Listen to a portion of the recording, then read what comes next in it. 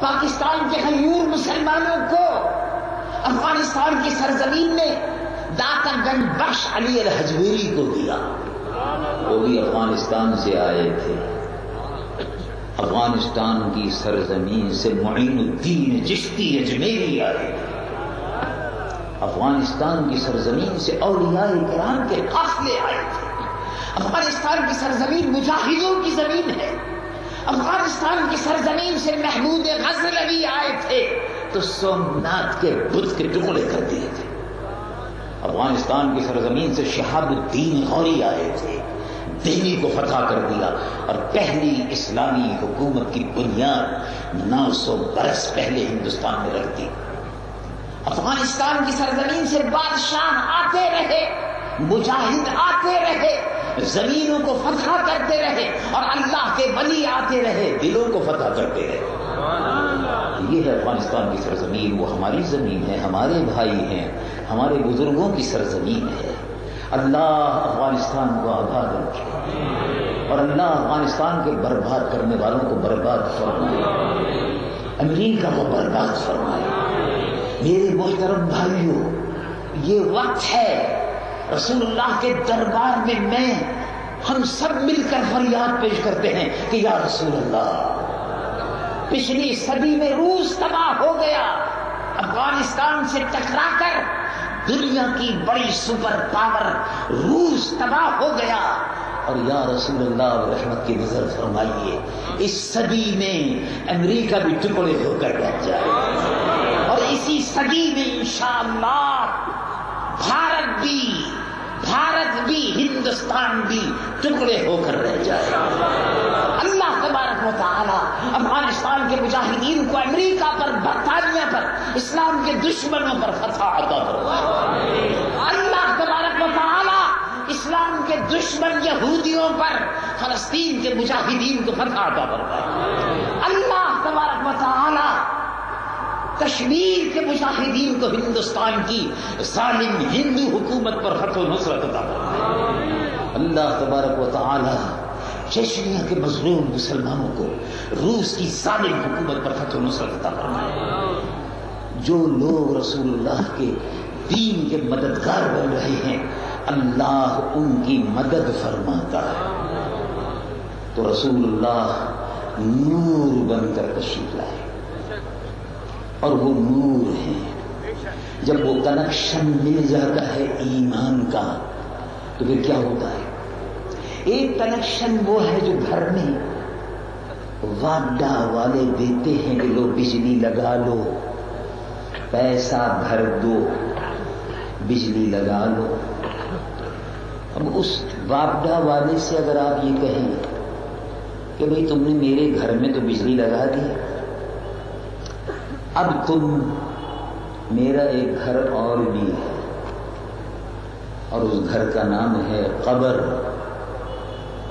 قبرستان میں قبر ہے, مجھے مرنا ہے, تو وہاں روشنی کا کوئی انتظام نہیں ہے, تو وہاں بھی کنیکشن لگا دو.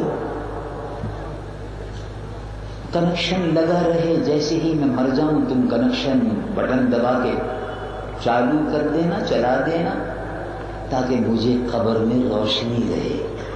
ورنہ اندھیری قبر ہے, مجھ کو اکیلا چھوڑ جائیں گے, تو میں کیا کروں؟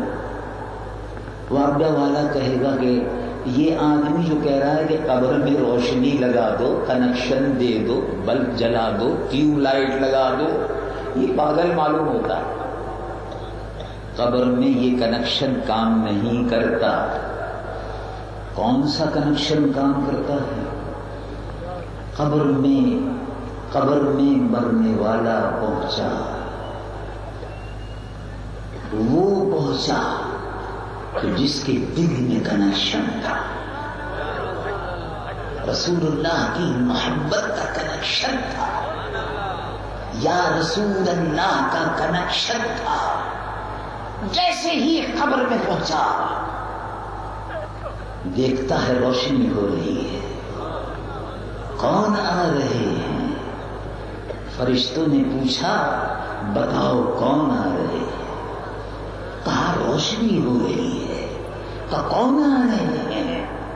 فرشتوں نے پوچھا کون آ رہے ہیں؟ تم کیا کہتے ہو؟ آ کے بتایا ما کنت تقول فی حق ھذا الرجل، کیا کہتے ہو؟ وہ کہا یہ روشنی جو پھیل رہی ہے، یہ کنیکشن کی روشنی جو پھیل رہی ہے، یہ وہ آ رہے ہیں جو دونوں جہاں کے تاجدار ہیں، یہ وہ آ رہے ہیں جو محبوب رب العالمین ہیں، یہ وہ آ رہے ہیں جو عرشیوں کے آقا ہیں اور فرشیوں کے داتا ہیں، یہ وہ آ رہے ہیں جو معراج کے دولہا ہیں، یہ میرے آقا ہیں محمد رسول اللہ صلی اللہ علیہ وسلم۔ قبر روشن ہو گئی، یہی روشنی جو دربار مصطفیٰ سے اب لے کر جا رہے ہو یا رسول اللہ کے کنیکشن کی تجدید کرنی، کہ اگر کہیں تار وار ڈھیلے ہو گئے ہیں تو ان کو اچھی طرح سے یا رسول اللہ کی اس نشست میں تمہارے تاروں کو ٹھیک کر دیا تاکہ مدینہ منورہ سے سیدھا کنیکشن مل جائے۔ ایمان مدینہ منورہ سے ملتا ہے اور کہیں نہیں ملتا۔ قرآن کی آیت آپ نے سنی، رب العالمین جل جلالہ عما ارشد فالذین آمنوا بہ، جو حضور پر ایمان لایا، ایمان والا وہی ہے، ایمان لاتا ہے، عزت کرتا ہے۔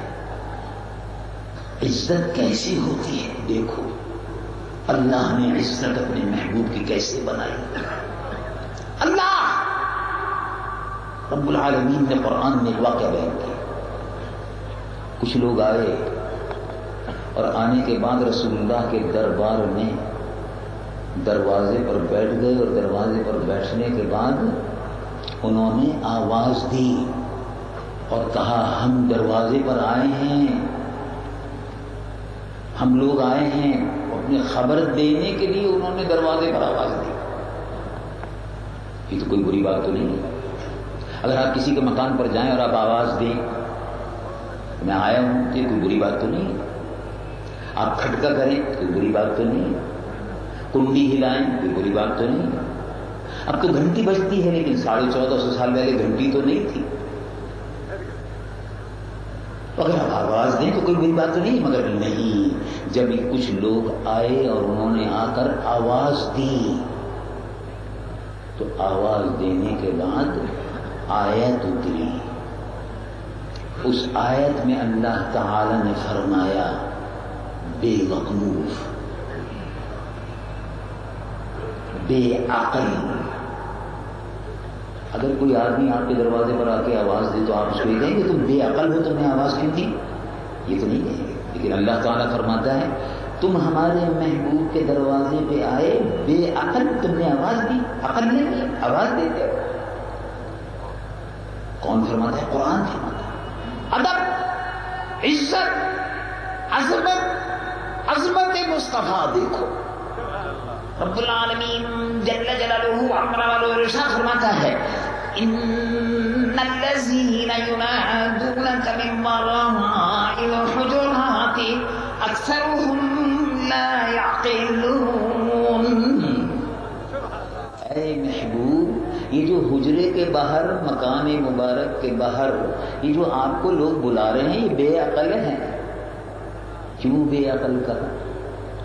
اس لیے بے عقل کہا اللہ رب العالمین نے کہ تم اپنی خبر دے رہے ہو، اس محبوب کو خبر دے رہے ہو جو عرش کی خبر رکھتے ہیں، تمہارے آنے کی خبر نہیں ہوگی، بے عقل۔ معلوم ہوا جو علم رسول پر اعتراض کرتا ہے بے عقل ہے، بے عقل ہے اور بے نور بھی ہے، بے نور۔